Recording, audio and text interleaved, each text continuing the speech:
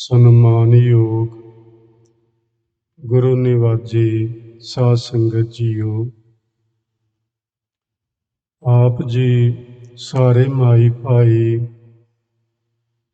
ਸਤਿਗੁਰੂ ਜੀ ਦੀ ਪਰਮ ਪਵਿੱਤਰ ਹਜ਼ੂਰੀ ਅੰਦਰ ਸੱਜ ਬੈਠੇ ਹੋ। ਆਪ ਜੀ ਨੇ ਗੁਰਬਾਣੀ ਕੀਰਤਨ ਦਾ ਆਨੰਦ ਮਾਣਿਆ ਹੈ। ਆਓ ਹੁਣ ਆਪਣੀਆਂ ਮਨੋਬਿਰਤੀਆਂ ਗੁਰਮਤਿ ਦੀ ਵਿਚਾਰਧਾਰਾ ਨਾਲ ਜੋੜਨ ਦਾ ਯਤਨ ਕਰੀਏ। ਜਿਸ ਤਰ੍ਹਾਂ ਆਪ ਜੀ ਨੂੰ ਪਤਾ ਹੀ ਹੈ ਕਿ ਆਪਾਂ ਐਤਵਾਰ ਵਾਲੇ ਦਿਨ ਗੁਰਬਾਣੀ ਸਿਰਲੇਖਾਂ ਤੇ ਵਿਚਾਰ ਕਰ ਰਹੇ ਹਾਂ। ਉਸੇ ਹੀ ਲੜੀ ਦੇ ਮੁਤਾਬਕ ਅੱਜ ਆਪਾਂ ਗੁਰਬਾਣੀ ਸਿਰਲੇਖਾਂ ਤੇ ਵਿਚਾਰ ਕਰਾਂਗੇ। ਪਿਛਲੇ ਐਤਵਾਰ ਮੈਂ ਆਪ ਜੀ ਦੇ ਨਾਲ ਜੋ ਬਚਨ ਕੀਤੇ ਸਨ, ਉਹ ਸੀ ਜੋ ਸਾਡੇ ਸਰੀਰ ਦੇ ਅੰਦਰ 6 ਪੜਾਅ ਨੇ, ਜਿਨ੍ਹਾਂ ਨੂੰ ਆਪਾਂ 6 ਪੁਆਇੰਟਸ ਆਖਿਆ ਸੀ। ਉਹਨਾਂ ਤੇ ਗੱਲਬਾਤ ਕਰਦਿਆਂ ਆਪ ਜੀ ਨੂੰ ਬੇਨਤੀ ਕੀਤੀ ਸੀ ਕਿ ਹਰ ਆਦਮੀ, ਹਰ ਵਿਅਕਤੀ ਆਪਣੀ ਆਪਣੀ ਅਵਸਥਾ ਦੇ ਮੁਤਾਬਕ ਆਪ ਤੈਅ ਕਰੇ ਕਿ ਉਸ ਨੇ ਕਿਸ ਜਗ੍ਹਾ ਤੋਂ ਪ੍ਰਭੂ ਦੀ ਭਗਤੀ ਪ੍ਰਾਰੰਭ ਕਰਨੀ। ਵੈਸੇ ਪ੍ਰਭੂ ਦੀ ਭਗਤੀ ਪ੍ਰਾਰੰਭ ਕਰਨਾ ਬੜਾ ਆਸਾਨ ਹੈ। ਸਿੰਪਲ ਜਿਹਾ ਤਰੀਕਾ ਹੈ ਕਿ ਅਸੀਂ ਵਾਹਿਗੁਰੂ ਦਾ ਨਾਮ ਜਪਣਾ ਸ਼ੁਰੂ ਕਰ ਦਈਏ। ਅਵਸਥਾਵਾਂ ਆਪੇ ਬਣਦੀਆਂ ਨੇ ਅਤੇ ਉਹਨਾਂ ਦੀ ਸਮਝ ਜਾਂ ਸੋਝੀ ਵੀ ਆਪਣੇ ਆਪ ਹੀ ਆਉਣੀ ਸ਼ੁਰੂ ਹੋ ਜਾਂਦੀ ਹੈ। ਇਹਦੇ ਨਾਲ ਨਾਲ ਆਪਣੇ ਆਪ ਹੀ ਬੰਦੇ ਨੂੰ ਇਹ ਵੀ ਪਤਾ ਲੱਗਣ ਲੱਗ ਪੈਂਦਾ ਹੈ ਕਿ ਮੇਰੀ ਅਵਸਥਾ ਹੁਣ ਕਿਸ ਜਗ੍ਹਾ ਤੇ ਹੈ, ਮੈਂ ਕਿੱਥੇ ਰੁਕਿਆ ਹੋਇਆ ਜਾਂ ਮੈਂ ਕਿੱਥੇ ਚੱਲ ਰਿਹਾ ਹਾਂ। ਮੈਨੂੰ ਇੱਕ ਸੱਜਣ ਕਹਿ ਰਹੇ ਸੀ ਕਿ ਮੈਂ ਇਹ ਕਿਉਂ ਨਹੀਂ ਆਖ ਦਿੱਤਾ ਕਿ ਤੁਸੀਂ ਫਲਾਣੀ ਜਗ੍ਹਾ ਤੇ ਫਲਾਣੇ ਪੁਆਇੰਟ ਤੇ ਧਿਆਨ ਟਿਕਾਓ ਤੇ ਇੱਥੋਂ ਕਰਕੇ ਸਿਮਰਨ ਸ਼ੁਰੂ ਕਰੋ। ਮੈਂ ਉਹਨਾਂ ਨੂੰ, ਸੱਜਣਾਂ ਨੂੰ ਵੀ ਤੇ ਆਪ ਸਾਰੀ ਸੰਗਤ ਨੂੰ ਵੀ ਬੇਨਤੀ ਕਰਨਾ ਚਾਹਾਂਗਾ ਕਿ ਇਹ ਜਿਹੜੀ ਗੁਰੂ ਘਰ ਦੀ ਸੰਗਤ ਹੁੰਦੀ ਏ, ਇਹਦੇ ਵਿੱਚ ਇਸ ਤਰ੍ਹਾਂ ਨਹੀਂ ਆਖਿਆ ਜਾ ਸਕਦਾ। ਕਿਉਂ ਨਹੀਂ ਆਖਿਆ ਜਾ ਸਕਦਾ? ਇਸ ਦਾ ਇੱਕ ਕਾਰਨ ਹੈ। ਉਹ ਕਾਰਨ ਇਹ ਹੁੰਦਾ ਹੈ ਕਿ ਕਈ ਸੱਜਣ ਨੇ ਜਿਹੜੇ ਬੜੇ ਲੰਮੇ ਅਰਸੇ ਤੋਂ ਪ੍ਰਭੂ ਦੇ ਨਾਮ ਦਾ ਸਿਮਰਨ ਕਰਦੇ ਆ ਰਹੇ ਨੇ, ਉਹਨਾਂ ਦੀ ਅਵਸਥਾ ਪਤਾ ਨਹੀਂ ਕਿੰਨੀ ਉੱਚੀ ਬਣ ਚੁੱਕੀ ਹੋਵੇ ਤੇ ਸ਼ਾਇਦ ਮੇਰੇ ਵਰਗਾ ਕੋਈ ਅੱਜ ਪਹਿਲੇ ਹੀ ਦਿਨ ਗੁਰੂ ਕੀ ਸੰਗਤ ਵਿੱਚ ਆਇਆ ਹੋਵੇ ਤੇ ਉਸ ਨੂੰ ਅਜੇ ਬੜਾ ਬੇਸਿਕ ਤੋਂ, ਬੜਾ ਛੋਟੀ ਅਵਸਥਾ ਤੋਂ ਸ਼ੁਰੂ ਕਰਨਾ ਚਾਹੀਦਾ ਹੈ। ਉਸ ਨੂੰ ਕਿਵੇਂ ਆਖ ਦਈਏ ਕਿ ਤੂੰ ਫਲਾਣੀ ਜਗ੍ਹਾ ਤੋਂ ਸ਼ੁਰੂ ਕਰ। ਸੋ ਇਸ ਲਈ ਸਾਨੂੰ ਸਭਨਾਂ ਨੂੰ ਭਾਈ ਆਪ ਹੀ ਸਮਝਣਾ ਪੈਣਾ ਹੈ।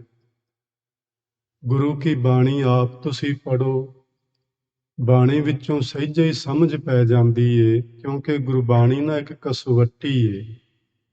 ਜਿਸ ਤਰ੍ਹਾਂ ਸੁਨਿਆਰ ਦੇ ਕੋਲ ਇੱਕ ਪੱਥਰ ਦੀ ਛੋਟੀ ਜਿਹੀ ਵੱਟੀ ਹੁੰਦੀ ਏ, ਉਹਨੂੰ ਆਖੀਏ ਵੀ ਆ ਮੇਰਾ ਸੋਨਾ ਪਰਖ ਦੇ ਵੀ ਇਹ ਖਰਾ ਏ ਕਿ ਖੋਟਾ ਏ, ਉਸ ਕਸਵੱਟੀ ਤੇ ਜਰਾ ਕੁ ਘਸਾ ਕੇ ਸਾਨੂੰ ਦੱਸ ਦਿੰਦਾ ਹੈ ਵੀ ਇਹ ਕਿਸ ਕੀਮਤ ਦਾ ਹੈ, ਇਹਦੇ ਵਿੱਚ ਕਿੰਨੀ ਮਿਲਾਵਟ ਹੈ ਜਾਂ ਇਹ ਖਰਾ ਹੈ।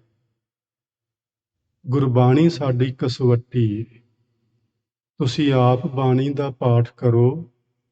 ਬਾਣੀ ਵਿੱਚ ਇਹੋ ਜਿਹੇ ਸ਼ਬਦ ਆਉਣਗੇ ਜਿਨ੍ਹਾਂ ਸ਼ਬਦਾਂ ਨੂੰ ਪੜ੍ਹ ਕੇ, ਵਿਚਾਰ ਕੇ ਤੁਸੀਂ ਸਹਿਜੇ ਹੀ ਸਮਝ ਪਾਓਗੇ ਕਿ ਮੇਰੇ ਉੱਤੇ ਆਹ ਸ਼ਬਦ ਘਟਦਾ ਹੈ, ਮੇਰੇ ਤੇ ਢੁੱਕਦਾ ਹੈ।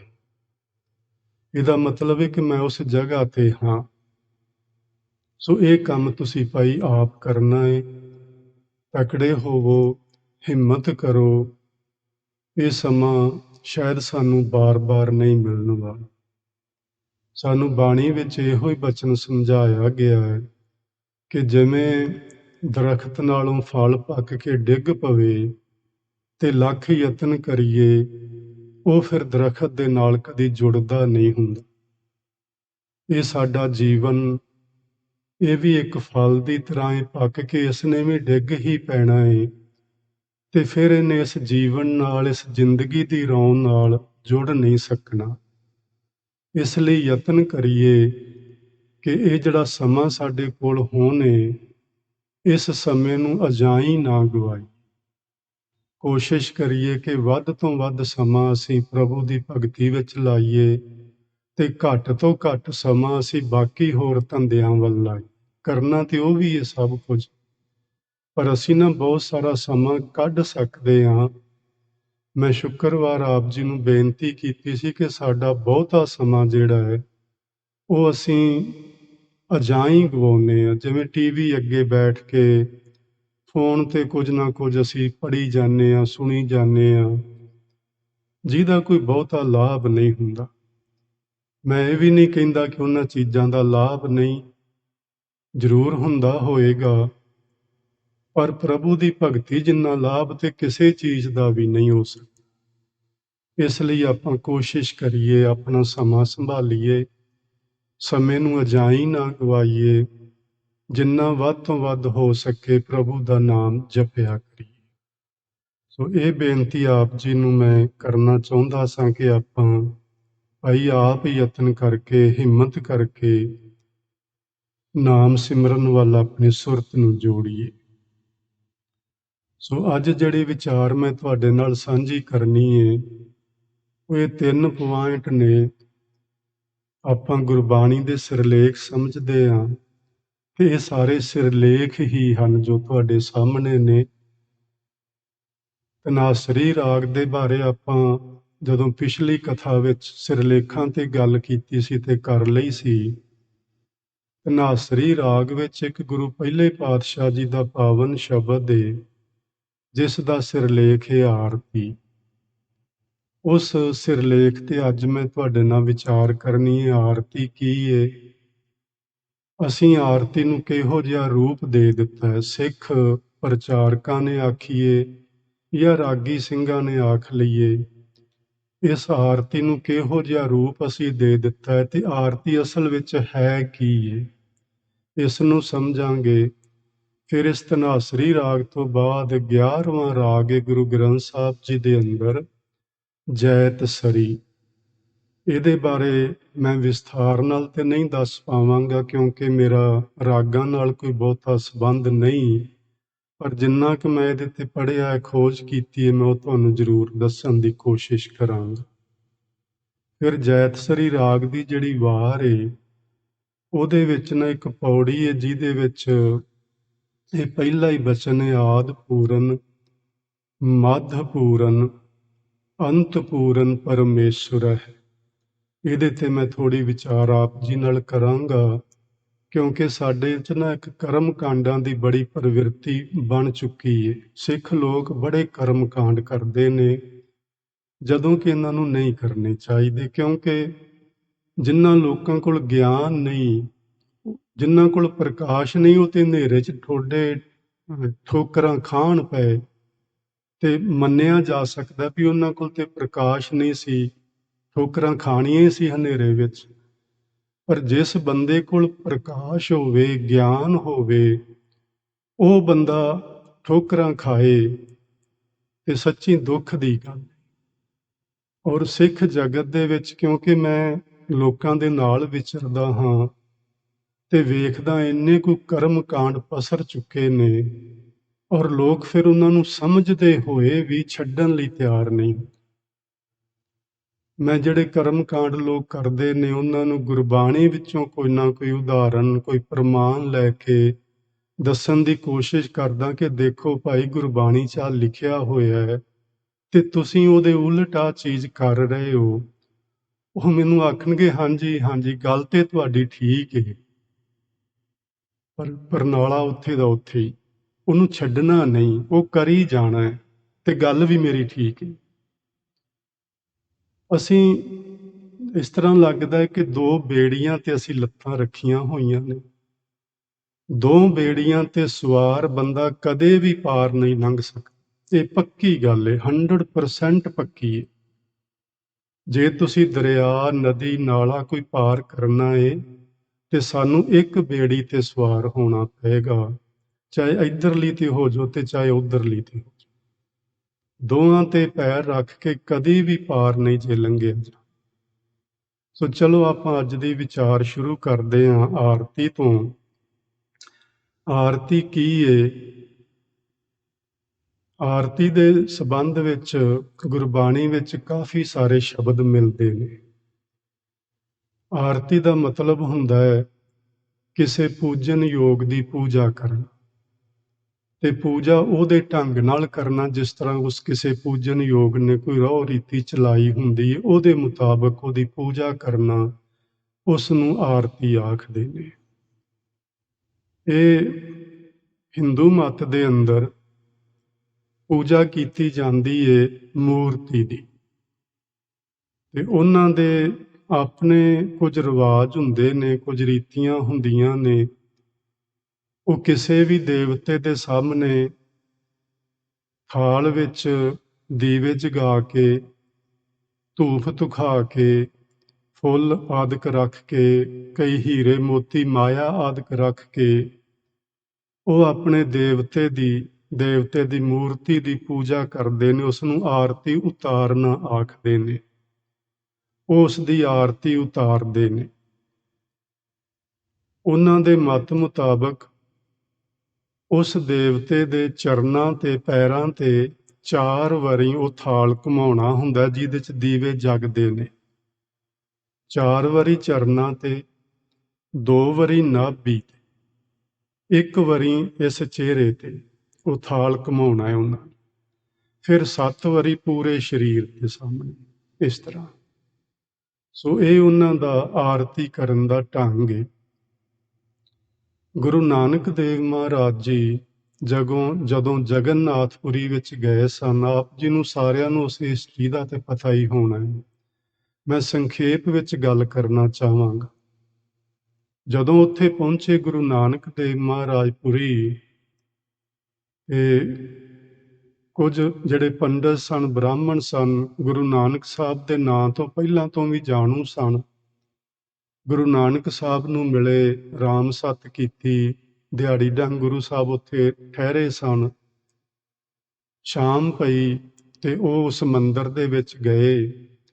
ਮੰਦਿਰ ਵਿੱਚ ਉਹਨਾਂ ਉਸੇ ਤਰ੍ਹਾਂ ਥਾਲ ਵਿੱਚ ਦੀਵੇ ਰੱਖੇ, ਜੋਤਾਂ ਜਗਾਈਆਂ, ਫੁੱਲ ਆਦਿਕ ਰੱਖੇ, ਧੂਪ ਧੁਖਾਈ, ਤੇ ਜਗਨਨਾਥ ਦੇ ਉਸ ਬੁੱਤ ਦੇ ਸਾਹਮਣੇ ਜਾ ਕੇ ਉਹਨਾਂ ਨੇ ਆਰਤੀ ਕੀਤੀ। ਔਰ ਉਹਨਾਂ ਨੇ ਉਸ ਆਰਤੀ ਵਿੱਚ ਗੁਰੂ ਨਾਨਕ ਸਾਹਿਬ ਨੂੰ ਸੱਦਾ ਦਿੱਤਾ ਸੀ ਕਿ ਤੁਸੀਂ ਵੀ ਸਾਡੇ ਨਾਲ ਸ਼ਾਮਲ ਹੋਵੋ ਆਰਤੀ ਵਿੱਚ। ਗੁਰੂ ਸਾਹਿਬ ਅੰਦਰ ਤਾਂ ਚਲੇ ਗਏ, ਪਰ ਉਹਨਾਂ ਦੀ ਆਰਤੀ ਵਿੱਚ ਸ਼ਾਮਲ ਨਹੀਂ ਹੋਏ। ਜਿਵੇਂ ਉਹ ਕਰ ਰਹੇ ਸੀ, ਜੋ ਗਾ ਰਹੇ ਸੀ, ਉਹ ਸਭ ਉਹਨਾਂ ਨੇ ਨਾ ਕੀਤਾ।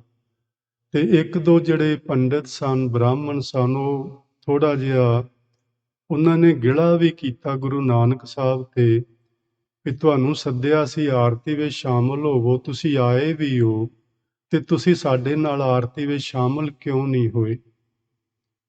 ਉਹਨਾਂ ਨੇ, ਗੁਰੂ ਨਾਨਕ ਸਾਹਿਬ ਨੇ ਬਚਨ ਆਖਿਆ ਸੀ ਕਿ ਜਿਹੜੀ ਤੁਸੀਂ ਆਰਤੀ ਕੀਤੀ ਏ, ਤੁਹਾਡੇ ਮੁਤਾਬਕ ਇਹ ਠੀਕ ਏ, ਮੈਂ ਇਸ ਨੂੰ ਗਲਤ ਨਹੀਂ ਆਖਦਾ, ਲੇਕਿਨ ਮੇਰੇ ਮੁਤਾਬਕ ਇਹ ਮੈਨੂੰ ਠੀਕ ਨਹੀਂ ਮਹਿਸੂਸ ਹੋਇਆ।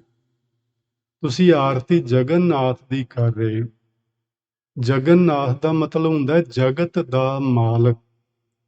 ਜਗਤ ਦਾ ਮਾਲਕ ਹੈ ਪਰਮਾਤਮਾ, ਅਕਾਲ ਪੁਰਖ, ਵਾਹਿਗੁਰੂ, ਰਾਮ, ਰਹੀਮ, ਅੱਲਾ, ਖੁਦਾ, ਜੋ ਵੀ ਨਾਂ ਦਿਓ।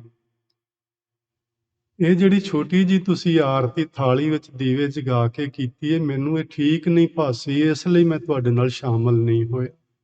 ਏਡੇ ਵੱਡੇ ਕਰੋੜਾਂ ਬ੍ਰਹਿਮੰਡਾਂ ਦੇ ਮਾਲਕ ਦੀ ਇੰਨੀ ਛੋਟੀ ਜੀ ਆਰਤੀ ਕਿਵੇਂ ਹੋ ਸਕਦੀ ਹੈ?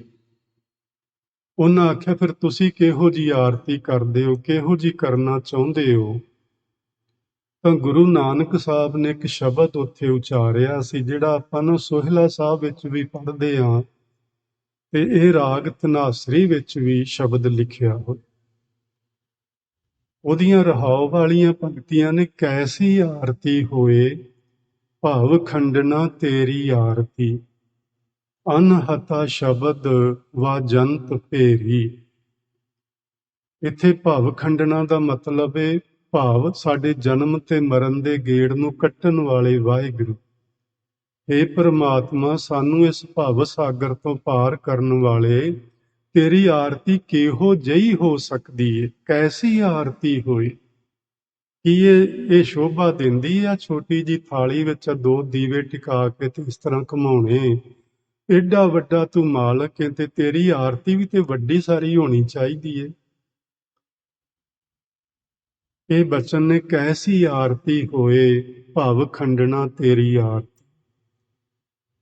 ਜਦੋਂ ਆਰਤੀ ਕਰਦੇ ਨੇ ਉਹਦੇ ਵਿੱਚ ਕਾਫੀ ਸਾਰੇ ਉਹ ਸਾਜ਼ ਵੀ ਵਜਾਉਂਦੇ ਨੇ, ਨਗਾਰੇ ਵੱਜਦੇ ਨੇ, ਉਹ ਤੂਤੀਆਂ ਵੱਜਦੀਆਂ ਨੇ, ਹੋਰ ਟੱਲੀਆਂ ਛੈਣੇ ਵੱਜਦੇ ਨੇ, ਕਈ ਪ੍ਰਕਾਰ ਦੇ ਸਾਜ਼ ਅਲਾਪਦੇ ਨੇ। ਗੁਰੂ ਸਾਹਿਬ ਨੇ ਆਖਿਆ, ਅਨਹਤਾ ਸ਼ਬਦ ਵਾ ਜੰਤ ਭੇਰੀ। ਭੇਰੀ ਦਾ ਮਤਲਬ ਹੈ ਨਗਾਰੇ ਵੱਜਣੇ। ਅਨਹਤਾ ਸ਼ਬਦ, ਆ ਜਿਹੜੀ ਸ਼ਬਦ ਦੀ ਇੱਥੇ ਘਨਘੋਰ ਪਈ ਸੀ ਮੰਦਰ ਦੇ ਅੰਦਰ, ਇਹ ਤੇ ਉਸ ਅਕਾਲ ਪੁਰਖ ਵਾਹਿਗੁਰੂ ਦੀ ਆਰਤੀ ਵਿੱਚ ਪੂਰੇ ਬ੍ਰਹਿਮੰਡ ਵਿੱਚ ਅਨਹਦ ਨਾਦ ਹੋ ਰਿਹਾ। ਅਨਹਦ ਦਾ ਮਤਲਬ ਹੁੰਦਾ ਜਿਹੜੀ ਚੀਜ਼ ਬਿਨਾਂ ਵਜਾਇਆਂ ਵੱਜਦੀ ਹੋਵੇ। ਬਿਨਾਂ ਵਜਾਇਆਂ ਵੱਜਣ ਵਾਲੇ ਵਾਜਿਆਂ ਦੇ ਅਨਹਦ ਸ਼ਬਦਾਂ ਦੀ ਘਨਘੋਰ ਹੋ ਰਹੀ ਹੈ ਪੂਰੇ ਬ੍ਰਹਿਮੰਡ ਦੇ ਵਿੱਚ।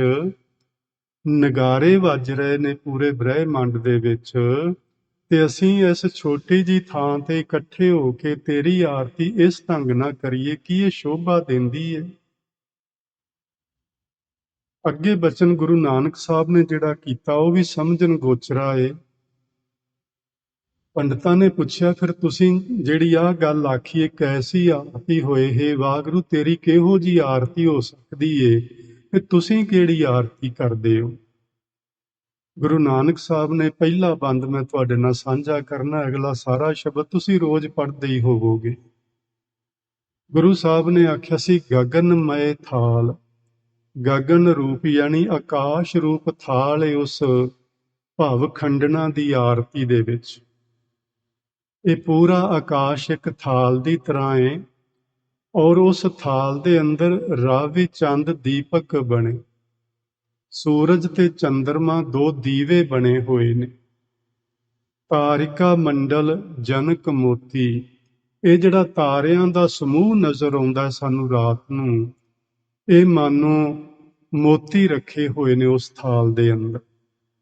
ਜਿਹੜੀ ਤੁਸੀਂ ਧੂਪ ਧੁਖਾਈ, ਇਹ ਧੂਪ ਮਲ ਆਨ ਲੋ। ਇੱਕ ਮਲੈ ਨਾਮ ਦਾ ਪਹਾੜ ਹੈ ਜੀ, ਇੱਧਰ ਦੱਖਣ ਵਾਲੇ ਪਾਸੇ ਹਿੰਦੁਸਤਾਨ ਦੇ। ਆਨਲੋ ਦਾ ਮਤਲਬ ਹੁੰਦਾ ਹੈ ਹਵਾ। ਉਹ ਜਿਹੜਾ ਮਲੈ ਨਾਮਕ ਪਹਾੜ ਏ, ਉਹਦੇ ਉੱਤੇ ਬਹੁਤ ਸਾਰੇ ਚੰਦਨ ਦੇ ਬੂਟੇ ਨੇ। ਤੇ ਗੁਰੂ ਜੀ ਨੇ ਆਖਿਆ, ਜਿਹੜੀ ਉਧਰੋਂ ਹਵਾ ਆਉਂਦੀ ਏ ਨਾ, ਜਿਹੜੀ ਸੁਗੰਧੀ ਉਹ ਉਸ ਪਹਾੜ ਉੱਤੇ ਚੰਦਨ ਦੇ ਬੂਟੇ ਦੇ ਰਹੇ ਨੇ, ਮਾਨੋ ਉਹ ਧੂਪ ਧੁਖ ਰਹੀ ਏ। ਤੇ ਜਿਹੜੀ ਉਸ ਪਾਸਿਓਂ ਪਵਨ ਆਉਂਦੀ ਏ, ਉਹ ਮਾਨੋ ਚਵਰ ਕਰ ਰਹੀ ਏ। ਧੂਪ ਮਲ ਆਨ ਲੋ, ਮਲੈ ਨਾਮਕ ਪਹਾੜ ਤੋਂ ਆਉਣ ਵਾਲੀ ਸੁਗੰਧੀ ਧੂਪ ਧੁਖ ਰਹੀ ਏ। ਪਵਨ ਚਵਰੋ ਕਰੇ, ਉੱਥੋਂ ਇਹ ਜਿਹੜੀ ਚੱਲਦੀ ਹੋਈ ਪਵਨ ਆ ਰਹੀ ਏ, ਇਹ ਮਾਨੋ ਉਸ ਬ੍ਰਹਿਮੰਡਾਂ ਦੇ ਮਾਲਕ ਦੇ ਸੀਸ ਉੱਤੇ ਚਵਰ ਕਰ ਰਹੀ ਏ। ਸਗਲ ਬਨ ਰਾਏ ਫੁਲੰਤ ਜੋਤੀ, ਉਸ ਜੋਤੀ ਸਰੂਪ ਵਾਹਿਗੁਰੂ ਜੀ ਦੀ ਆਰਤੀ ਵਿੱਚ ਆ ਜਿੰਨੀ ਵਨਸਪਤੀ ਫਲੀ ਭੂਤ ਹੋਈ ਏ, ਇਹ ਮਾਨੋ ਉਸ ਦੀ ਆਰਤੀ ਵਿੱਚ ਫੁੱਲ ਚੜਾਏ ਜਾ ਰਹੇ ਨੇ। ਸੋ ਇਹ ਮੇਰੀ ਆਰਤੀ, ਇਹ ਮੈਂ ਆਰਤੀ ਕਰਦਾ ਉਸ ਮਾਲਕ ਦੀ, ਉਸ ਬ੍ਰਹਿਮੰਡਾਂ ਦੇ ਮਾਲਕ ਦੀ। ਉਹ ਪੰਡਤ ਨਿਰਉੱਤਰ ਤਾਂ ਹੋ ਹੀ ਗਏ ਸਨ, ਪਰ ਉਹਨਾਂ ਨੇ ਕੀ ਉਹ ਆਰਤੀ ਬੰਦ ਕਰ ਦਿੱਤੀ। ਉਹ ਤੇ ਆਪਣੇ ਵਾਂਗੂ ਜਿੱਦ ਤੇ ਹੀ ਖੜੇ ਨੇ ਅਜੇ ਵੀ, ਕਿ ਜਿਵੇਂ ਅਸੀਂ ਕਹਿੰਦੇ ਆ ਵੀ ਅਸੀਂ ਆਰਤੀ ਕਰਨੀ ਹੀ ਕਰਨੀ ਏ, ਉਹਨਾਂ ਨੇ ਵੀ ਕਰਨੀ ਹੈ ਭਾਈ, ਉਹ ਅਜੇ ਵੀ ਕਰਦੇ ਨੇ। ਗੁਰੂ ਨਾਨਕ ਸਾਹਿਬ ਤੇ ਆ ਕੇ ਚਲੇ ਗਏ ਹੋਣਗੇ, ਭਈ ਵੇਖੋ ਉਸ ਬ੍ਰਹਿਮੰਡਾਂ ਦੇ ਮਾਲਕ ਦੀ ਆਹ ਸੱਚੀ ਆਰਤੀ ਹੈ, ਜੇ ਕਰਨੀ ਹੈ ਤੇ ਆਹ ਕਰਿਆ ਕਰੋ। ਤੁਹਾਨੂੰ ਯਾਦ ਹੋਣਾ ਹੈ ਰਬਿੰਦਰ ਨਾਥ ਟੈਗੋਰ, ਉਹਨੇ ਇੱਕ ਗੀਤ ਲਿਖਿਆ ਸੀ ਬੰਗਾਲੀ ਵਿੱਚ, ਤੇ ਉਹ ਗੀਤ ਬਾਅਦ ਵਿੱਚ ਹਿੰਦੁਸਤਾਨ ਦਾ ਉਹ ਨੈਸ਼ਨਲ ਐਂਥਮ ਬਣਿਆ ਸੀ, ਜਨ ਗਨ ਮਨ ਵਾ। ਜਦੋਂ ਉਹਦੇ ਗੀਤ ਨੂੰ ਇੰਨਾ ਵੱਡਾ ਸਤਿਕਾਰ ਮਿਲਿਆ ਤੇ ਕਿਸੇ ਆਦਮੀ ਨੇ ਉਸ ਨੂੰ ਆਖਿਆ ਕਿ ਇਹ ਤੇ ਤੂੰ ਨੈਸ਼ਨਲ ਐਂਥਮ ਲਿਖਿਆ, ਯਾਨੀ ਰਾਸ਼ਟਰੀ ਇੱਕ ਗਾਨ ਲਿਖਿਆ ਹੈ, ਇੱਕ ਗੀਤ ਇਹੋ ਜਿਹਾ ਲਿਖ ਜਿਹੜਾ ਪੂਰੇ ਬ੍ਰਹਿਮੰਡ ਲਈ ਹੋਵੇ। ਤੇ ਟੈਗੋਰ ਦੇ ਬਚਨ ਪਤਾ ਕੀ ਨੇ? ਉਹਨੇ ਆਖਿਆ ਸੀ ਉਹ ਗੁਰੂ ਨਾਨਕ ਸਾਹਿਬ ਲਿਖ ਗਏ। ਅਫਸੋਸ ਹੈ ਕਿ ਅਸੀਂ ਨਹੀਂ ਉਹ ਗੀਤ ਪੜ੍ਹਿਆ ਜਿਹੜਾ ਗੁਰੂ ਨਾਨਕ ਸਾਹਿਬ ਨੇ ਲਿਖਿਆ, ਟੈਗੋਰ ਨੇ ਪੜ੍ਹ ਲਿਆ ਸੀ। ਉਹ ਕਹਿੰਦਾ ਉਹ ਜਿਹੜਾ ਗੀਤ ਹੈ ਨਾ, ਜਿਹੜਾ ਬ੍ਰਹਿਮੰਡੀ ਗੀਤ ਹੈ, ਕਾਸਮਿਕ ਜਿਹੜਾ ਐਂਥਮ ਹੈ, ਉਹ ਗੁਰੂ ਨਾਨਕ ਸਾਹਿਬ ਲਿਖ ਕੇ ਦੇ ਗਏ ਨੇ ਸਾਨੂੰ। ਤੇ ਉਹਨਾਂ ਪੁੱਛਿਆ ਉਹ ਕਿਹੜਾ ਹੈ, ਤੇ ਉਹਨਾਂ ਨੇ ਇਸ ਸ਼ਬਦ ਵੱਲ ਇਸ਼ਾਰਾ ਕੀਤਾ ਸੀ। ਇਹਦੇ ਵਿੱਚ ਗੁਰੂ ਨਾਨਕ ਸਾਹਿਬ ਨੇ ਭਾਵ ਖੰਡਣਾ ਦੀ ਗੱਲ ਕੀਤੀ, ਆਕਾਸ਼ ਦੀ ਗੱਲ ਕੀਤੀ, ਚੰਦ ਸਿਤਾਰਿਆਂ ਦੀ ਗੱਲ ਕੀਤੀ, ਪਵਨ ਦੀ ਗੱਲ ਕੀਤੀ। ਇਹ ਬ੍ਰਹਿਮੰਡ ਵਿੱਚ ਆਰਤੀ ਹੋ ਰਹੀ ਏ ਤੇ ਇਹੋ ਹੀ ਆਰਤੀ ਸ਼ੋਭਾ ਦਿੰਦੀ। ਇਸ ਤੋਂ ਵਧੀਆ ਕੋਈ ਗੀਤ ਲਿਖਿਆ ਨਹੀਂ ਜਾ ਸਕਦਾ ਬ੍ਰਹਿਮੰਡ ਦੇ ਬਾਰੇ, ਜਿਹੋ ਜਿਹਾ ਗੁਰੂ ਨਾਨਕ ਸਾਹਿਬ ਲਿਖ ਗਏ।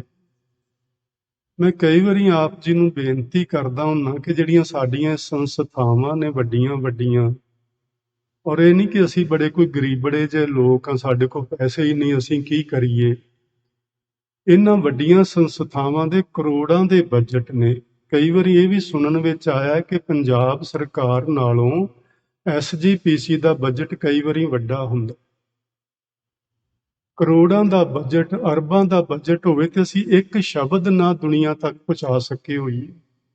ਕਿ ਗੁਰੂ ਨਾਨਕ ਸਾਹਿਬ ਨੇ ਇੱਕ ਇਹ ਪੂਰੇ ਵਰਲਡ ਵਾਸਤੇ ਇੱਕ ਗੀਤ ਲਿਖਿਆ, ਇੱਕ ਐਂਥਮ ਲਿਖਿਆ, ਜਿਸ ਨੂੰ ਪੂਰੀ ਦੁਨੀਆ ਨੂੰ ਅਪਣਾ ਲੈਣਾ ਚਾਹੀਦਾ। ਇਹਨਾਂ ਲੋਕਾਂ ਨੇ ਕੱਖ ਨਹੀਂ ਕੀਤਾ, ਸਿਰਫ ਆਪਣੀਆਂ ਕੁਰਸੀਆਂ ਤੇ ਬੈਠੇ ਲੜੀ ਜਾ ਰਹੇ ਨੇ।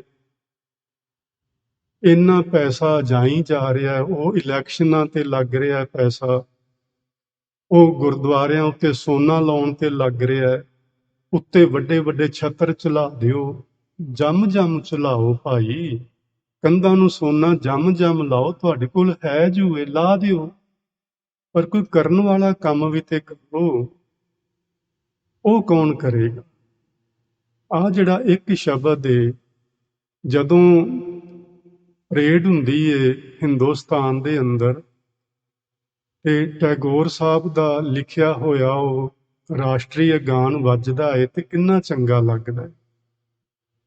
ਪਰ ਜੇ ਕਿਤੇ ਪੂਰੇ ਬ੍ਰਹਿਮੰਡ ਵਿੱਚ ਜਿੱਥੇ ਵੀ ਕਿਤੇ ਸਾਨੂੰ ਜਾਣ ਦਾ ਮੌਕਾ ਮਿਲੇ, ਅਸੀਂ ਉੱਥੇ ਇਹ ਗੀਤ ਵਜਾਈਏ ਜਾ ਕੇ, ਤੇ ਲੋਕਾਂ ਨੂੰ ਪਤਾ ਨਹੀਂ ਲੱਗੇਗਾ ਵੀ ਇਹ ਗੁਰੂ ਨਾਨਕ ਸਾਹਿਬ ਨੇ ਕਿੰਨਾ ਸੁੰਦਰ ਗੀਤ ਲਿਖਿਆ ਸਾਡੇ ਸਭਨਾਂ ਲਈ।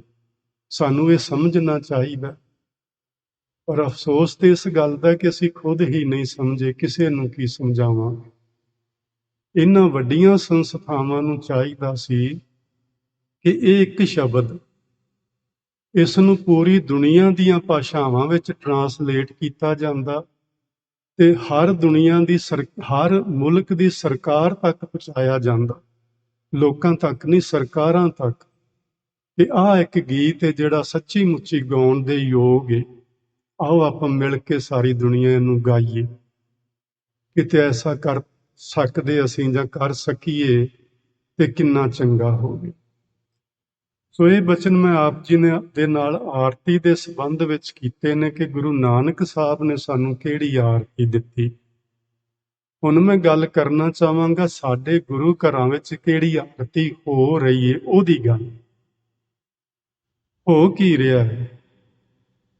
ਇੱਕ ਸ਼ਬਦ ਹੈ ਭਗਤ ਧੰਨਾ ਜੀ ਦਾ, ਗੁਰੂ ਗ੍ਰੰਥ ਸਾਹਿਬ ਜੀ ਦੇ ਵਿੱਚ ਮੌਜੂਦ ਹੈ। ਉਸ ਸ਼ਬਦ ਦੇ ਪਹਿਲੇ ਬਚਨ ਨੇ ਕਿ ਗੋਪਾਲ ਤੇਰਾ ਆਰਤਾ, ਜੋ ਜਨ ਤੁਮਰੀ ਭਗਤ ਕਰੰਤੇ ਤਿਨ ਕੇ ਕਾਜ ਸਵਾਰਤਾ। ਇਹ ਬਚਨ ਭਗਤ ਧੰਨਾ ਜੀ ਦੇ। ਉੱਥੇ ਉਹਨਾਂ ਨੇ ਸ਼ਬਦ ਆਰਤੀ ਦੀ ਥਾਂ ਆਰਤਾ ਵਰਤਿਆ ਹੋ। ਸਾਡੇ ਬਹੁਤ ਪ੍ਰਚਾਰਕਾਂ ਨੇ ਉਸ ਸ਼ਬਦ ਨੂੰ ਆਰਤੀ ਵਾਲੇ ਸ਼ਬਦਾਂ ਦੇ ਨਾਲ ਜੋੜ ਲਿਆ ਤੇ ਇਹ ਵੀ ਗੱਲ ਆਖੀ ਕਿ ਵੇਖੋ ਬਾਕੀ ਜਿੰਨੇ ਭਗਤ ਨੇ, ਕੋਈ ਬ੍ਰਾਹਮਣ ਸੀ, ਕੋਈ ਸ਼ੂਦਰ ਸੀ, ਕੋਈ ਵੈਸ਼ ਸੀ, ਕੋਈ ਕੁਝ ਸੀ, ਉਹਨਾਂ ਨੇ ਪ੍ਰਭੂ ਦੀ ਆਰਤੀ ਲਿਖੀ ਹੈ।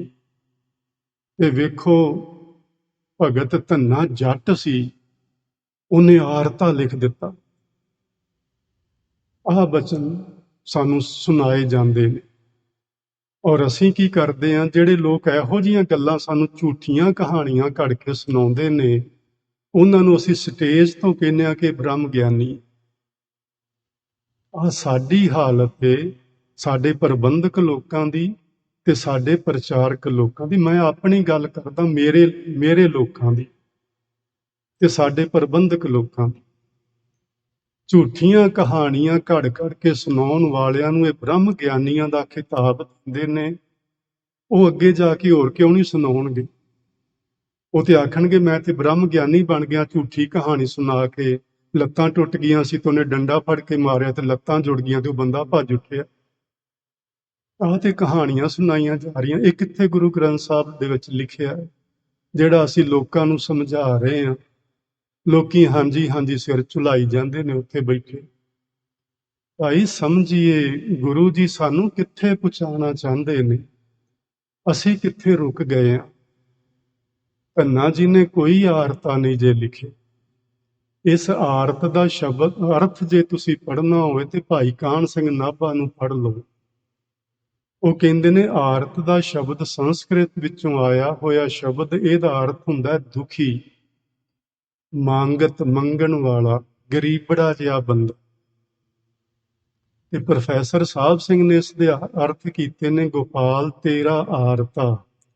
ਉਹ ਕਹਿੰਦੇ ਨੇ ਭਗਤ ਧੰਨਾ ਜੀ ਆਖਦੇ ਨੇ, ਹੇ ਪਰਮਾਤਮਾ ਗੋਪਾਲ ਮੈਨੇ ਧਰਤੀ ਦੇ ਜੀਵਾਂ ਨੂੰ ਪਾਲਣਹਾਰ, ਹੇ ਧਰਤੀ ਦੇ ਜੀਵਾਂ ਨੂੰ ਪਾਲਣਹਾਰ, ਮੈਂ ਤੇਰਾ ਨਿਮਾਣਾ ਜਿਹਾ ਗਰੀਬੜਾ ਜਿਹਾ ਦਾਸ ਹਾਂ, ਮੈਂ ਤੇਰਾ ਸੇਵਕ ਹਾਂ। ਭਗਤ ਧੰਨਾ ਜੀ ਆਹ ਗੱਲ ਕਹਿ ਰਹੇ। ਗੋਪਾਲ ਤੇਰਾ ਆਰਤਾ, ਹੇ ਵਾਹਿਗੁਰੂ ਮੈਂ ਤੇਰਾ ਦੁਖਿਆਰਾ, ਮੈਂ ਗਰੀਬੜਾ ਜਿਹਾ ਤੇਰਾ ਸੇਵਕ ਹਾਂ ਤੇ ਮੈਂ ਤੇਰੇ ਤੋਂ ਬਹੁਤ ਕੁਝ ਮੰਗਣਾ ਚਾਹੁੰਦਾ। ਮੈਂ ਇਹ ਸੁਣਿਆ ਜੋ ਜਨ ਤੁਮਰੀ ਭਗਤ ਕਰੰਤੇ ਤਿਨ ਕੇ ਕਾਜ ਸਵਾਰਤਾ। ਜਿਹੜੇ ਰੱਬ ਦੇ ਪਿਆਰੇ ਤੇਰੀ ਭਗਤੀ ਕਰਦੇ ਨੇ, ਤੂੰ ਉਹਨਾਂ ਦੇ ਸਾਰੇ ਕਾਜ ਸਵਾਰਦਾ ਏ। ਇਸ ਲਈ ਮੈਂ ਤੇਰੇ ਕੋਲੋਂ ਕੁਝ ਮੰਗਣ ਲਈ ਆਇਆ। ਤੇ ਉਹ ਸ਼ਬਦ ਤੁਸੀਂ ਸਾਰਾ ਪੜ੍ਹ ਵੇਖਣਾ, ਉਹਦੇ ਚ ਲਿਖਿਆ ਫਿਰ ਅੱਗੇ ਭਗਤ ਜੀ ਨੇ, ਦਾਲ ਸੀਧਾ ਮੰਗੋ ਘੀਓ, ਹਮਰਾ ਖੁਸ਼ੀ ਕਰੇ ਨਿਤ ਜੀਓ। ਇਹ ਸਾਰਾ ਸ਼ਬਦ ਉਹਨਾਂ ਨੇ ਜਿਹੜੀਆਂ ਸਾਡੀਆਂ ਸਰੀਰਕ ਨਿਤ ਦੀਆਂ ਲੋੜਾਂ ਨੇ, ਉਹਨਾਂ ਦੀ ਮੰਗ ਰੱਬ ਅੱਗੇ ਕੀਤੀ। ਇਹ ਨਹੀਂ ਆਖਿਆ ਕਿ ਮੈਨੂੰ ਤੂੰ ਅਮਰੀਕਾ ਦਾ ਰਾਜ ਦੇ ਦੇ ਜਾਂ ਮੈਂ ਹਿੰਦੁਸਤਾਨ ਦਾ ਪ੍ਰਾਈਮ ਮਿਨਿਸਟਰ ਬਣ ਜਾ, ਇਹ ਨਹੀਂ ਮੰਗਿਆ। ਉਹ ਚੀਜ਼ਾਂ ਮੰਗੀਆਂ ਨੇ ਜਿਨ੍ਹਾਂ ਤੋਂ ਬਿਨਾਂ ਗੁਜ਼ਾਰਾ ਹੀ ਨਹੀਂ। ਮੈਨੂੰ ਖਾਣ ਨੂੰ ਰੋਟੀ ਚਾਹੀਦੀ ਹੈ ਮੇਰੇ ਪ੍ਰਭੂ, ਮੈਨੂੰ ਤਨ ਢੱਕਣ ਨੂੰ ਕੱਪੜਾ ਚਾਹੀਦਾ ਹੈ, ਤੂੰ ਮੇਰੇ ਤੇ ਮਿਹਰ ਕਰ। ਮੈਂ ਗ੍ਰਸਤੀ ਆਦਮੀ ਆ, ਗ੍ਰਸਤ ਦੀਆਂ ਮੇਰੀਆਂ ਲੋੜਾਂ ਚੱਲਣੀਆਂ ਚਾਹੀਦੀਆਂ ਨੇ ਔਰ ਇਹ ਮੰਗਾਂ ਜਾਇਜ਼ ਨੇ, ਸਭਨਾਂ ਨੂੰ ਚਾਹੀਦੀਆਂ ਨੇ। ਅਸੀਂ ਉਸ ਆਰਤ ਨੂੰ ਆਰਤੀ ਨਾਲ ਜੋੜ ਕੇ ਤੇ ਲੋਕਾਂ ਤੱਕ ਉਹ ਸ਼ਬਦ ਆਰਤੀ ਦਾ ਬਣਾ ਕੇ ਤੇ ਇੱਥੇ ਗਾਉਣਾ ਸ਼ੁਰੂ ਕਰ ਦਿੱਤਾ। ਇੱਕ ਗੱਲ ਹੋਰ ਕਹਿਣਾ ਚਾਹਾਂਗਾ, ਇੱਕ ਨਾ ਇਹਨਾਂ ਨੇ ਗੀਤ ਵਿੱਚ ਜੋੜਿਆ, ਇਹ ਤੇ ਰਾਗੀਆਂ ਨੇ ਜੋੜਿਆ, ਕੋਈ ਮੈਂ ਨਹੀਂ ਜੋੜ ਕੇ ਦਿੱਤਾ, ਨਾ ਕਿਸੇ ਸੰਸਥਾ ਨੇ ਜੋੜ ਕੇ ਦਿੱਤਾ ਹੈ। ਇਹ ਤੇ ਰਾਗੀਆਂ ਨੇ ਮਨਮਰਜ਼ੀਆਂ ਕੀਤੀਆਂ ਨੇ। ਉਹਨਾਂ ਨੇ ਸ਼ਬਦ ਨਹੀਂ ਮੈਂ ਆਖਣਾ ਚਾਹੁੰਦਾ, ਇੱਕ ਗੀਤ ਹੈ, ਪਤਾ ਨਹੀਂ ਕਿੰਨੇ ਲਿਖੇ। ਤੇ ਉਹ ਗੀਤ ਦੇ ਹੈ ਕਿਸ ਸੰਬੰਧ ਵਿੱਚ? ਉਹ ਸੰਬੰਧ ਉਹਦਾ ਇਹ ਆ ਵੀ ਜਦੋਂ ਦੇਵਤਿਆਂ ਤੇ ਦੈਂਤਾਂ ਦੀ ਲੜਾਈ ਹੋਈ, ਦੇਵਤਿਆਂ ਵੱਲ ਇੰਦਰ ਹੈ ਤੇ ਦੈਂਤਾਂ ਵੱਲ ਹੋਰ ਨੇ ਰਾਖਸ਼ਸ। ਦੇਵਤੇ ਹਾਰਦੇ ਨਜ਼ਰ ਆ ਰਹੇ ਨੇ। ਉਹਨੇ ਦੁਰਗਾ ਦੇਵੀ ਨੂੰ ਪੁਕਾਰ ਕੀਤੀ, ਦੁਰਗਾ ਆਈ, ਉਹਨੇ ਦੇਵਤਿਆਂ ਦੀ ਮਦਦ ਕੀਤੀ ਤੇ ਉਹ ਜੰਗ ਜਿੱਤ ਗਏ। ਤੇ ਉਹਨਾਂ ਨੇ ਫਿਰ ਦੁਰਗਾ ਦੇ ਸੰਬੰਧ ਵਿੱਚ ਉਹ ਗੀਤ ਲਿਖਿਆ ਹੋਇਆ। ਉਹ ਗੀਤ ਸਾਡੇ ਰਾਗੀ ਸਿੰਘ ਗਾਉਂਦੇ ਨੇ। ਉਹ ਆਖਣਗੇ ਧੁਨ ਘੰਟਨ ਕੀ ਸੰਖਨ ਕੀ ਧੁਨ ਘੰਟਨ ਕੀ ਕਰ ਫੂਲਨ ਕੀ ਬਰਖਾ ਬਰਖਾਵੈ। ਉਹ ਕੋਈ ਗੁਰੂ ਗ੍ਰੰਥ ਸਾਹਿਬ ਦਾ ਸ਼ਬਦ ਨਹੀਂ ਹੈ ਜੀ, ਇਹ ਤੁਸੀਂ ਆਪ ਪੜ੍ਹ ਕੇ ਵੇਖੋ। ਇਹ ਕਿਤੋਂ ਬਾਹਰੋਂ ਲਿਆਂਦਾ ਗਿਆ ਸ਼ਬਦ ਨਹੀਂ, ਗੀਤ ਏ। ਤੇ ਇਸ ਗੀਤ ਦੀਆਂ ਇਹ ਪੰਕਤੀਆਂ ਜਦੋਂ ਪੜ੍ਹੀਆਂ ਜਾਂਦੀਆਂ ਨੇ ਤੇ ਸਾਰੇ ਲੋਕ ਉੱਠ ਕੇ ਨਾ ਪਹਿਲਾਂ ਉਹਨਾਂ ਨੂੰ ਫੁੱਲ ਫੜਾਏ ਹੁੰਦੇ, ਉਹ ਸਾਰੇ ਉੱਠ ਉੱਠ ਕੇ ਫੁੱਲ ਸੁੱਟਣਗੇ ਗੁਰੂ ਗ੍ਰੰਥ ਸਾਹਿਬ ਜੀ ਦੇ ਉੱਤੇ, ਦੂਰੋਂ ਵਗਾ ਵਗਾ ਕੇ ਮਾਰਨਗੇ। ਇਸ ਪੰਕਤੀ ਨੂੰ ਉਡੀਕਦੇ ਰਹਿੰਦੇ ਨੇ ਲੋਕ ਬੈਠੇ ਵੀ ਕਦੋਂ ਰਾਗੀ ਸਿੰਘ ਪੰਕਤੀ ਉਚਾਰਨ ਤੇ ਅਸੀਂ ਜਿਹੜੇ ਫੁੱਲ ਫੜੇ ਨੇ ਚੁੱਕ ਚੁੱਕ ਕੇ ਉੱਤੇ ਸੁੱਟੀਏ। ਇਹ ਸਾਡੀ ਆਰਤੀ ਹੈ। ਗੁਰੂ ਨਾਨਕ ਸਾਹਿਬ, ਜਿਹੜੇ ਗੁਰੂ ਨਾਨਕ ਸਾਹਿਬ ਰੋਕਦੇ ਰਹੇ ਫੁੱਲ ਨਾ ਤੋੜੋ। ਮੈਂ ਇੱਕ ਦਿਨ ਨਾ ਇੱਕ ਰਾਗੀ ਸਿੰਘਾਂ ਨਾਲ ਬੈਠਾ ਸਾਂ, ਸੁਭਾਵਕ ਹੀ ਵੇਖੋ ਮੈਂ ਕਿਸੇ ਦੀ ਸ਼ਾਨ ਦੇ ਖਿਲਾਫ ਕੋਈ ਸ਼ਬਦ ਨਹੀਂ ਕਹਿਣਾ ਚਾਹੁੰਦਾ, ਕਿਉਂਕਿ ਮੈਂ ਸਭਨਾਂ ਦੀ ਇੱਜ਼ਤ ਸਤਿਕਾਰ ਤੇ ਮਾਣ ਸੱਚੇ ਦਿਲ ਨਾਲ ਕਰਦਾ। ਪਰ ਜਿਹੜੀ ਗੱਲ ਹੋਈ ਹੋਵੇ ਉਹ ਵੀ ਆਖਣ ਨੂੰ ਕੋਈ ਹਰਜ ਤੇ ਨਹੀਂ ਨਾ ਜੀ ਹੁੰਦਾ, ਆਖ ਲੈਣੀ ਚਾਹੀਦੀ ਹੈ। ਤੇ ਨਾਲੇ ਹੋਰ ਆਖਾਂਗੇ ਵੀ ਕਿੱਥੇ। ਉਹਨਾਂ ਨਾਲ ਬੈਠਿਆਂ ਉਹਨਾਂ ਇੱਕ ਨਵਾਂ ਹੀ ਰਿਵਾਜ ਚੱਲ ਪੈਣ ਲੱਗਾ, ਹੁਣ ਰੋਕੋ ਜੇ ਤੁਸੀਂ ਰੋਕ ਸਕਦੇ ਹੋ। ਤੇ ਉਹ ਕੀ ਚੱਲਣ ਲੱਗਾ ਹੈ, ਗੁਰੂ ਗ੍ਰੰਥ ਸਾਹਿਬ ਜਦੋਂ ਆਪਾਂ ਲੈ ਕੇ ਆਉਂਦੇ ਆ ਜਾਂ ਲਿਜਾਨੇ ਆ ਗੁਰਦੁਆਰੇ ਨੂੰ ਜਾਂ ਘਰ ਨੂੰ ਲਿਆਉਂਦੇ ਆ, ਅੱਗੇ ਨਾ ਥੋੜਾ ਥੋੜਾ ਪਾਣੀ ਦੀਆਂ ਦੋ ਦੋ ਬੂੰਦਾਂ ਜੀਆਂ ਡੋਲਦੇ ਜਾਂਦੇ। ਮੈਂ ਕਿੰਨੀ ਵਾਰੀ ਰੋਕਦਾ ਵੀ ਯਾਰ ਇਹ ਕੀ ਕਰਦੇ ਹੋ ਪਿਆ ਤੁਸੀਂ, ਕੋਈ ਤਿਲਕ ਕੇ ਡਿੱਗ ਪਏਗਾ ਬੰਦਾ। ਇਸ ਪਾਣੀ ਨਾਲ ਕੋਨੀ ਪਵਿੱਤਰ ਹੋਣ ਲੱਗੀ ਧਰਤੀ, ਜਿਹੜਾ ਤੁਸੀਂ ਇੱਕ ਇੱਕ ਬੂੰਦ ਸੁੱਟਣ ਡਏ ਹੋ। ਇੱਕ ਦਿਨ ਨਾ ਜੀ ਮੀਂਹ ਪੈ ਕੇ ਹੀ ਹਟਿਆ ਸੀ ਅਜੇ, ਤੇ ਅਸੀਂ ਗੁਰੂ ਸਾਹਿਬ ਦਾ ਸਰੂਪ ਲੈ ਕੇ ਆਉਂਦੇ ਆ ਪਏ, ਭੱਜ ਕੇ ਭਾਈ ਇੱਕ ਜੱਗ ਭਰ ਕੇ ਪਾਣੀ ਲਿਆਇਆ ਤੇ ਅੱਗੇ ਫੜਾ। ਮੈਂ ਕਿਹਾ ਯਾਰ ਜੇ ਇੰਨੇ ਮੀਂਹ ਨਾਲ ਧਰਤੀ ਨਹੀਂ ਸਾਫ਼ ਹੋਈ ਤੇ ਤੇਰੀ ਇੱਕ ਚੁਲੀ ਸੁੱਟੀਆਂ ਸਾਫ਼ ਹੋ ਚੱਲੀਏ, ਨਾ ਸੁੱਟ ਰਹਿਣ ਦੇ ਨੂੰ। ਆਹ ਕੁਛ ਲੋਕੀ ਕਰਦੇ ਨੇ। ਹੁਣ ਕੀ ਹੋਣ ਲੱਗਾ ਹੈ, ਉਹ ਆਹੇ ਚਲੋ ਅਸੀਂ ਪਾਣੀ ਨਹੀਂ ਡੋਲਦੇ, ਅੱਗੇ ਅਸੀਂ ਫੁੱਲ ਸੁੱਟਿਆ ਕਰਾਂ। ਲਓ ਹੁਣ ਉਹਨਾਂ ਨੇ ਫੁੱਲ ਪਾਉਣੇ ਅੱਗੇ ਸ਼ੁਰੂ ਕਰਤੇ, ਤੇ ਮੈਂ ਉਹਨਾਂ ਨੂੰ ਮਨਾ ਕੀਤਾ ਵੀ ਫੁੱਲ ਨਾ ਸੁੱਟੋ ਤੁਸੀਂ। ਵੀ ਇੱਕ ਜੀਵੰਤ ਚੀਜ਼ ਏ ਜਿਹਨੂੰ ਤੁਸੀਂ ਪੈਰਾਂ 'ਚ ਲਤਾੜੋਗੇ ਹੋ, ਤੇ ਨਾਲੇ ਗੁਰੂ ਜੀ ਨੇ ਮਨਾ ਕੀਤਾ। ਉਹ ਰਾਗੀ ਸਿੰਘ ਮੈਨੂੰ ਕਹਿੰਦੇ ਗਿਆਨੀ ਜੀ ਤੁਸੀਂ ਐਵੇਂ ਲੋਕਾਂ ਨੂੰ ਡੱਕਦੇ ਰਹਿੰਦੇ ਹੋ, ਕਿੱਥੇ ਗੁਰੂ ਜੀ ਨੇ ਮਨਾ ਕੀਤਾ ਵੀ ਫੁੱਲ ਨਾ ਸੁੱਟੋ। ਤੁਸੀਂ ਉੱਥੇ ਹਰਿਮੰਦਰ ਸਾਹਿਬ ਕਦੀ ਗਏ ਹੋ? ਉੱਥੇ ਤੇ ਕਰੋੜਾਂ ਦੇ ਫੁੱਲ ਚੜ੍ਹਦੇ ਨੇ ਜੀ, ਗੁਰੂ ਰਾਮਦਾਸ ਮਹਾਰਾਜ ਦੇ ਪ੍ਰਕਾਸ਼ ਦਿਵਸ ਤੇ, ਦੀਵਾਲੀ ਤੇ, ਨਵੇਂ ਸਾਲ ਤੇ ਕਰੋੜਾਂ ਦੇ ਫੁੱਲ ਚੜ੍ਹਦੇ ਨੇ, ਜਿਹੜੇ ਬਾਹਰਲਿਆਂ ਮੁਲਕਾਂ ਤੋਂ ਮੰਗਾਏ ਜਾਂਦੇ। ਲਾਗੇ ਦੇ ਘਰ ਨੇ ਲੋਕੀ ਚਾਹ ਪੀਣ ਤੋਂ, ਦੁੱਧ ਘੁੱਟ ਤੋਂ ਉਹ ਤੰਗ ਨੇ ਬੈਠੇ, ਤੁਸੀਂ ਬਾਹਰਲਿਆਂ ਮੁਲਕਾਂ ਤੋਂ ਲਿਆ ਕੇ ਫੁੱਲ ਕਰੋੜਾਂ ਦੇ ਚੜਾ ਰਹੇ, ਅਗਲੇ ਦਿਨ ਉਹ ਗਾਰਬੇਜ ਕਰਨੇ ਨੇ। ਆਹ ਕੁਛ ਹੋ ਰਿਹਾ ਸਾਡੇ ਸਿੱਖ ਸਮਾਜ। ਉਹ ਕਹਿੰਦੇ ਨੇ ਜੀ ਫਿਰ ਇਹ ਤੇ ਫੁੱਲ ਤੇ ਉੱਥੇ ਵੇਖੋ ਨਾ ਕਿੰਨੇ ਚੜਾਏ ਜਾਂਦੇ ਨੇ, ਫੁੱਲ ਤੇ ਸੁੱਟਣੇ ਚਾਹੀਦੇ ਨੇ, ਤੇ ਗੁਰੂ ਦਾ ਸਤਿਕਾਰ ਹੈ। ਮੈਂ ਸਤਿਕਾਰ ਨਹੀਂ, ਇੱਕ ਹੋਰ ਬੇਅਦਬੀ, ਵੀ ਮੈਨੂੰ ਮਾਫ ਕਰਨਾ ਮੈਂ ਸ਼ਬਦ ਵਰਤ ਰਿਹਾ ਤੁਹਾਡੇ ਨਾਲ। ਉਹ ਕਹਿੰਦੇ ਨੇ ਬੇਅਦਬੀ ਕਿਵੇਂ? ਮੈਂ ਕਿਹਾ ਗੁਰੂ ਜੀ ਨੇ ਤੇ ਲਿਖਿਆ ਫੁੱਲ ਨਾ ਤੋੜੋ, ਤੁਸੀਂ ਜੀਵੰਤ ਪ੍ਰਾਣੀ ਤੋੜ ਰਹੇ ਹੋ ਤੇ ਮੁਰਦਿਆਂ ਦੀ ਪੂਜਾ ਕਰ ਰਹੇ। ਉਹ ਕਹਿੰਦੇ ਨੇ ਰਾਗੀ ਸਿੰਘ ਸਨ ਜੀ, ਉਹ ਬੜੇ ਨਾਮਵਰ ਸਨ। ਉਹ ਕਹਿੰਦੇ ਨੇ ਅਸੀਂ ਤਾਂ ਸਾਰੀ ਗੁਰੂ ਗ੍ਰੰਥ ਸਾਹਿਬ ਦੀ ਬਾਣੀ ਪੜ੍ਹ ਲਈਏ, ਕਿਤੇ ਨਹੀਂ ਲਿਖਿਆ ਵੀ ਫੁੱਲ ਨਾ ਤੋੜੋ ਤੇ ਨਾ ਸੁੱਟੋ। ਮੈਂ ਕਿਹਾ ਤੁਸੀਂ ਉਹ ਕਦੀ ਸ਼ਬਦ ਪੜ੍ਹਿਆ? ਭੋਲੀ ਮਾਲਨੀ ਹੈ ਏਓ, ਸਤਿਗੁਰ ਜਾਗਤਾ ਹੈ ਦਿਓ। ਕਹਿੰਦੇ ਨੇ ਤੇ ਹਜ਼ਾਰਾਂ ਵਾਰੀ ਗਾਇਆ ਨੇ। ਮੈਂ ਕਿਹਾ ਉਹਦੇ 'ਚ ਤੂੰ ਇਹ ਨਹੀਂ ਪੜ੍ਹਿਆ, ਬ੍ਰਹਮ ਪਾਤੀ ਵਿਸ਼ਨ ਡਾਰੀ ਫੂਲ ਸ਼ੰਕਰ ਦਿਓ। ਬ੍ਰਹਮ ਪਾਤੀ, ਇਸ ਪੱਤੇ ਪੱਤੇ ਵਿੱਚ ਬ੍ਰਹਮ ਸਮਾਇਆ। ਵਿਸ਼ਨ ਡਾਰੀ, ਇੱਕ ਇੱਕ ਟਾਹਣੀ ਦੇ ਵਿੱਚ ਵਿਸ਼ਨੂੰ ਜੀ ਸਮਾਏ ਹੋਏ, ਇੱਕ ਇੱਕ ਫੁੱਲ ਦੇ ਵਿੱਚ ਸ਼ਿਵ ਜੀ ਸਮਾਏ ਹੋਏ।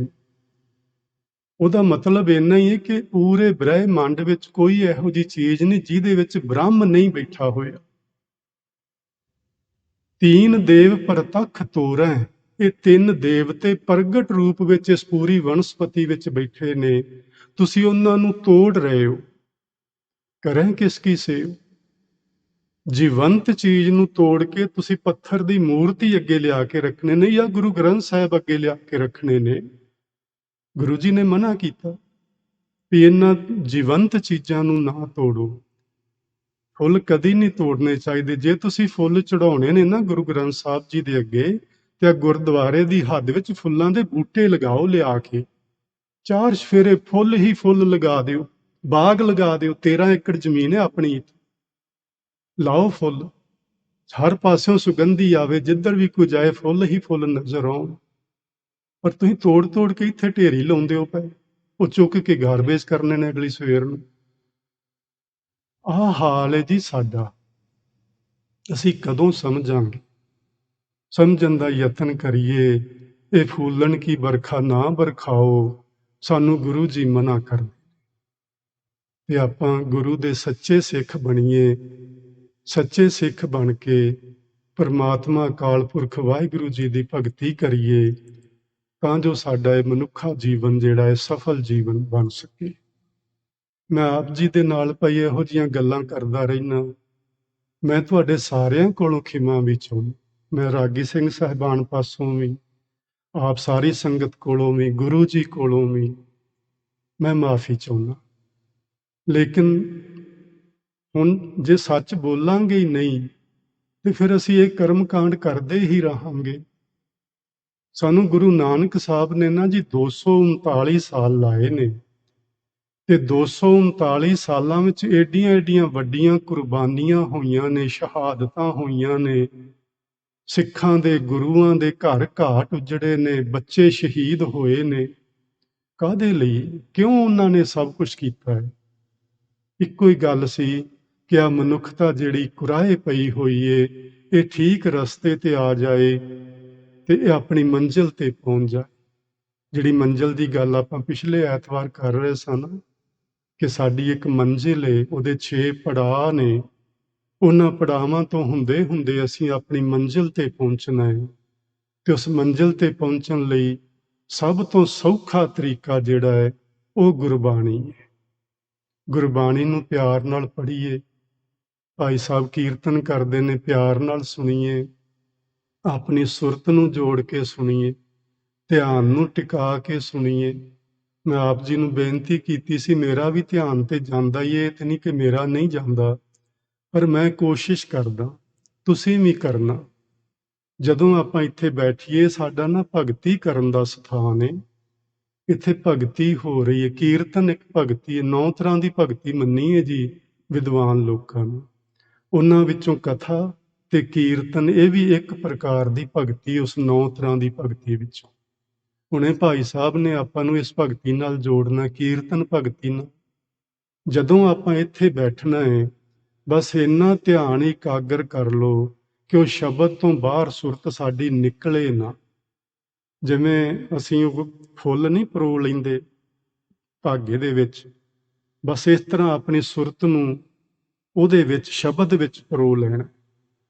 ਭਾਈ ਸਾਹਿਬ ਪਿਆਰ ਨਾਲ ਗਾਉਂਦੇ ਨੇ, ਆਪਾਂ ਪਿਆਰ ਨਾਲ ਸੁਣੀਏ।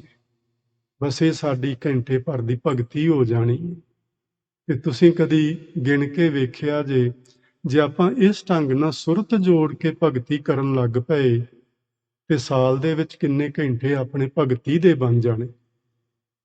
ਧਰਮ ਰਾਜੇ ਦੀ ਕੋਈ ਹਿੰਮਤ ਨਹੀਂ ਪੈਣੀ ਕਿ ਸਾਨੂੰ ਕਿਸੇ ਹੋਰ ਪਾਸੇ ਲੈ ਜਾਏ। ਅਸੀਂ ਰੱਬ ਦੇ ਸੱਚੇ ਸਿੱਖ ਬਣ ਕੇ ਰੱਬ ਦੇ ਦਰ ਤੇ ਆਪਣੀ ਹਾਜ਼ਰੀ ਲਵਾਉਣੀ ਹੈ, ਤੇ ਹਾਜ਼ਰੀ ਲੱਗਣੀ ਹੈ ਸੁਰਤ ਨਾਲ। ਕਿਉਂਕਿ ਗੁਰਬਾਣੀ ਨੇ ਸਾਨੂੰ ਸੁਰਤ ਤੇ ਸ਼ਬਦ ਦਾ ਮੇਲ ਹੀ ਸਿਖਾਇਆ। ਸ਼ਬਦ ਗੁਰੂ ਸੁਰਤ ਧੁਨ ਚੇਲਾ ਹੀ ਸਿਖਾਇਆ। ਬਸ ਸ਼ਬਦ ਵਿੱਚ ਆਪਣੀ ਸੁਰਤ ਨੂੰ ਪਰੋ ਕੇ ਰੱਖਣਾ ਹੈ। ਉਧਰ ਆਦਰ ਨਾ ਵੇਖਿਆ ਕਰੀਏ, ਕੌਣ ਆਇਆ ਕੌਣ ਗਿਆ, ਕਿੰਨੇ ਕਿਹੋ ਜਿਹੇ ਕੱਪੜੇ ਪਾਏ, ਬਾਅਦ ਚ ਗੱਲਾਂ ਕਰ ਲਾਂਗੇ ਜੇ ਸਮਾਂ ਮਿਲਿਆ ਤੇ। ਨਹੀਂ ਤੇ ਆਪਣਾ ਇਹ ਜਿਹੜਾ ਸਮਾਂ ਹੈ ਨਾ, ਇਹ ਨਾ ਆਪਾਂ ਖਰਾਬ ਕਰੀਏ। ਬਸ ਪੂਰਾ ਧਿਆਨ, ਪੂਰੀ ਤਵੱਜੋ ਸ਼ਬਦ ਵਿੱਚ ਜੋੜ ਕੇ। ਮੈਂ ਇੱਕ ਹੋਰ ਵੀ ਗੱਲ ਕਹਿ ਦੇਣਾ ਚਾਹਾਂਗਾ, ਸ਼ਬਦ ਸਮਝ ਆਵੇ ਭਾਵੇਂ ਨਾ ਆਵੇ ਤੇ ਬਹੁਤ ਚੰਗਾ, ਜੇ ਨਾ ਵੀ ਆਵੇ ਤੇ ਆਪਾਂ ਬਾਅਦ ਵਿੱਚ ਉਹਨੂੰ ਸਮਝ ਲਾਂਗੇ, ਪੜ੍ਹ ਲਾਂਗੇ, ਕਿਤੋਂ ਟੀਕਾ ਪੜ੍ਹ ਕੇ ਉਹਨੂੰ ਸਮਝ ਲਵਾਂਗੇ। ਪਰ ਹਾਲ ਦੀ ਘੜੀ ਉਹਦੇ ਵਿੱਚ ਸੁਰਤ ਜੋੜ ਕੇ ਰੱਖਣਾ। ਬਸ ਇਹ ਕਾਰਜ ਆਪਾਂ ਕਰਨਾ ਹੈ। ਆਪਾਂ ਭਗਤੀ ਦੇ ਮਾਰਗ ਤੇ ਚੱਲਣਾ ਹੈ ਭਾਈ, ਸਾਰਿਆਂ ਨੇ ਚੱਲਣਾ ਹੈ। ਜਿੰਨੇ ਤੁਸੀਂ ਗੁਰੂ ਘਰ ਚ ਹੁੰਦੇ ਜੇ, ਆਪਾਂ ਸਾਰਿਆਂ ਨੇ ਹੀ ਭਗਤੀ ਮਾਰਗ ਤੇ ਚੱਲਣਾ। ਗੁਰੂ ਨਾਨਕ ਦਾ ਮਾਰਗ ਹੀ ਭਗਤੀ ਮਾਰਗ ਹੈ। ਬਾਕੀ ਚੀਜ਼ਾਂ ਤੇ ਜੋੜ ਲਈਆਂ ਇਹਨਾਂ ਲੋਕਾਂ ਨੇ, ਸਾਡੇ ਵਰਗਿਆਂ ਨੇ ਬਾਹਰੋਂ ਫੜ ਫੁੜ ਕੇ। ਗੁਰੂ ਨਾਨਕ ਸਾਹਿਬ ਦਾ ਮਾਰਗ ਕੇਵਲ ਭਗਤੀ ਮਾਰਗ ਹੈ। ਕਰਮ ਕਾਂਡਾਂ ਦਾ, ਪਖੰਡਾਂ ਦਾ, ਵਹਿਮਾਂ ਦਾ, ਭਰਮਾਂ ਦਾ ਤਿਆਗ ਕਰਨਾ, ਸੱਚ ਦੇ ਮਾਰਗ ਤੇ ਚੱਲ ਕੇ ਆਪਣੀ ਜ਼ਿੰਦਗੀ ਨੂੰ ਆਪਣੀ ਮੰਜ਼ਿਲ ਤੱਕ ਲੈ ਕੇ ਜਾਣਾ। ਸੋ ਇੰਨੇ ਕੁ ਸ਼ਬਦ ਭਾਈ ਅੱਜ ਤੁਸੀਂ ਪ੍ਰਵਾਨ ਕਰਨਾ। ਬੇਅੰਤ ਪ੍ਰਕਾਰ ਦੀਆਂ ਹੋਈਆਂ ਭੁੱਲਾਂ ਦੀ ਖਿਮਾ ਬਖਸ਼ਿਸ਼ ਕਰਨਾ। ਇਸ ਤੋਂ ਅਗਲੇ ਵਿਚਾਰ ਆਪਾਂ ਅਗਲੇ ਐਤਵਾਰ ਪ੍ਰਾਰੰਭ ਕਰਾਂਗੇ। ਪਿਆਰ ਸਹਿਤ ਆਖੋ ਜੀ, ਵਾਹਿਗੁਰੂ ਜੀ ਕਾ ਖਾਲਸਾ, ਵਾਹਿਗੁਰੂ ਜੀ ਕੀ ਫਤਿਹ।